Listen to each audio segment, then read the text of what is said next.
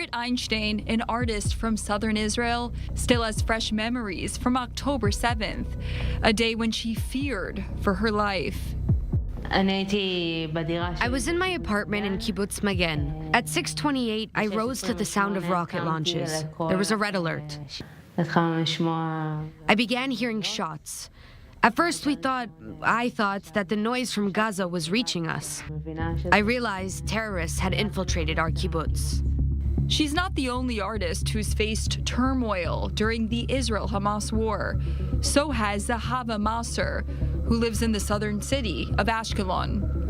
Living alone, Zahava left her home at the beginning of the war, only to later return. I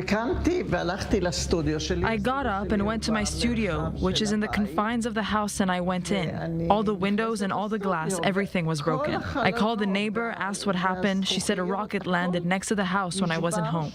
As Israel faces daily cross-border fire from Hezbollah on the northern front, Tamar Horvitz-Livne also had to flee her home in Kibbutz, Kabri. We were with family for a week. After a week, we returned to the kibbutz for another week, and we realized we didn't want to carry on like this. It was extremely tense. The artists are now part of an artist residency in Old Jaffa, an initiative by the Tel Aviv municipality. With bedrooms, studios, and an exhibition space, this is a safe haven miles away from the perils of war. I came here, and the quiet is a blessing. To create, I personally need to have a peace of mind. I can't create when there's noise around me, emotional turmoil, or something really awful happening around me. Then I don't create. I only create in tranquility. But the horrors of war have also left a mark on the artwork itself. For years, I've dealt with figures which are representative of figures from the Holocaust, since I'm a second-generation Holocaust survivor.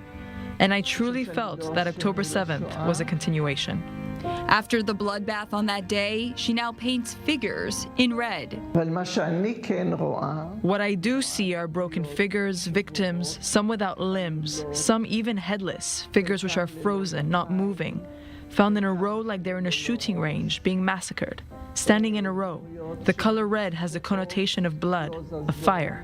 I come from a kibbutz, and this is reflected in my art. I painted kibbutz near Oz for my friends from near Oz. I painted kibbutz Be'eri for my friends from there.